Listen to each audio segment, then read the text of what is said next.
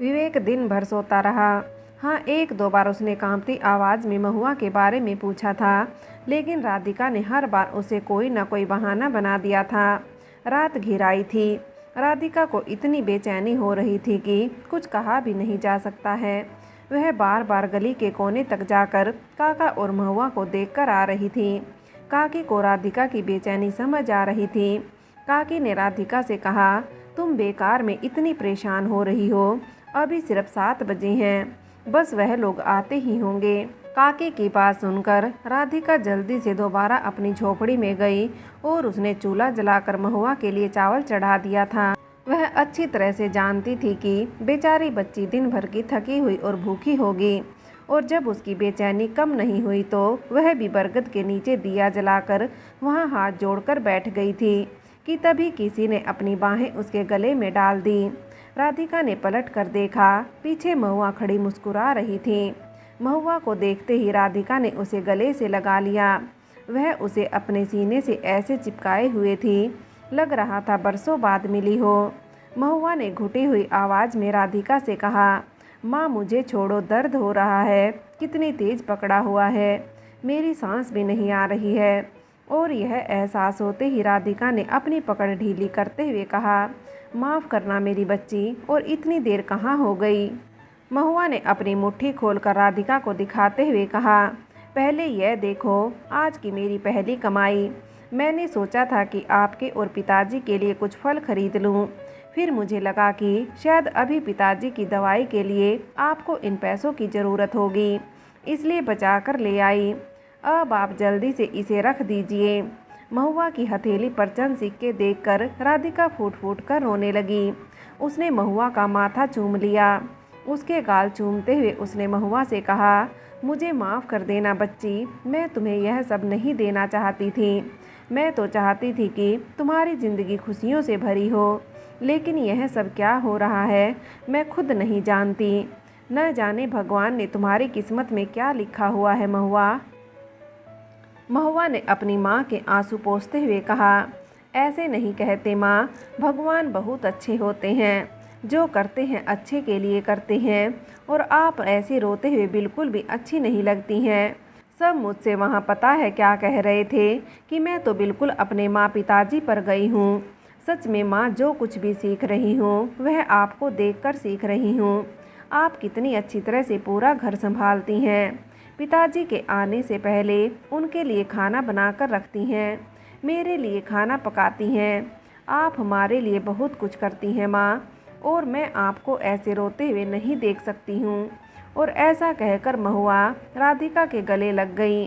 काकी और काका पीछे खड़े हुए देख रहे थे, उनकी आंखें भी नम हो गई थी। काका ने राधिका से कहा, विवेक कैसा है बेटा। राधिका ने काका से कहा, आज तो पूरा दिन सो ही रहे हैं, शायद दवाई का असर है, इसी वजह से। अच्छा काका, इसने कुछ खाया या नहीं। काका ने मुस्कुराते हुए कहा, अब यह तो तुम खुद ही अपनी बेटी से पूछ लो राधिका।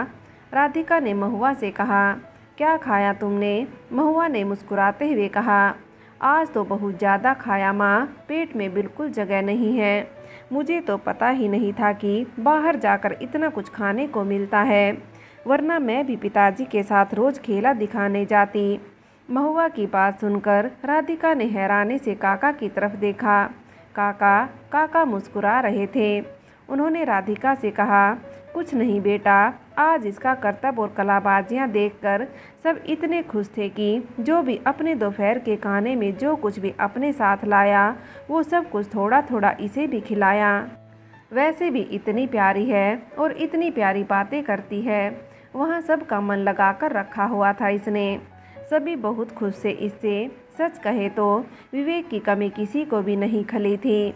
मालिक तो बहुत खुश थे।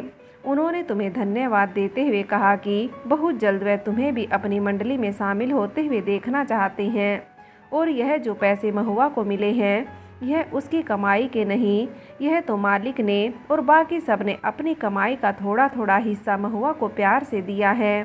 अब इसे चाहे विवेक के इलाज के लिए समझ लो या महुआ की कुशलता का इनाम समझ लो। महुआ की इतनी तारीफ सुनकर राधिका फूली नहीं समा रही थी। उसने महुआ के सर पर हाथ फेरते हुए कहा, तुम इतनी समझदार कब हो गई महुआ? अभी तो बस तुम 15 साल की होने ही वाली हो।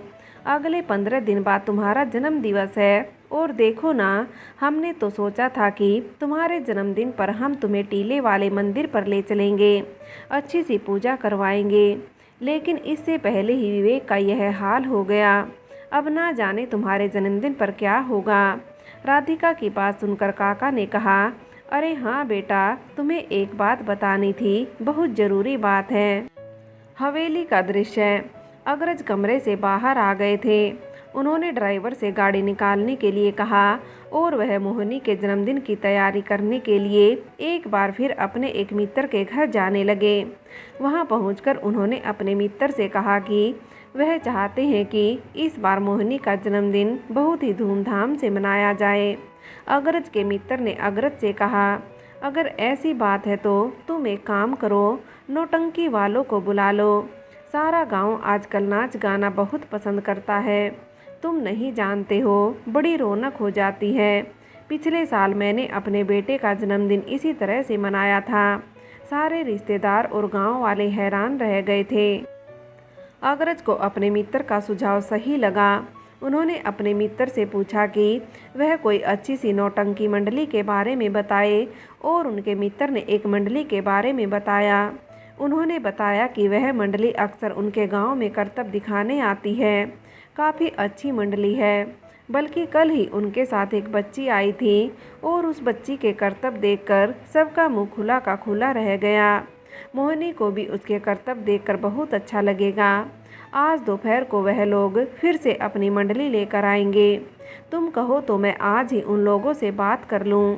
अपने मित्र का सुझाव अग्रज को बहुत अच्छा लगा।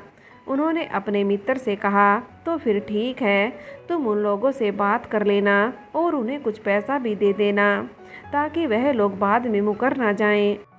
मोहिनी को वैसे भी ऐसी चीज़ें बहुत अच्छी लगती हैं और बाकी लोगों के लिए नृत्य देखना आनंददायक रहेगा।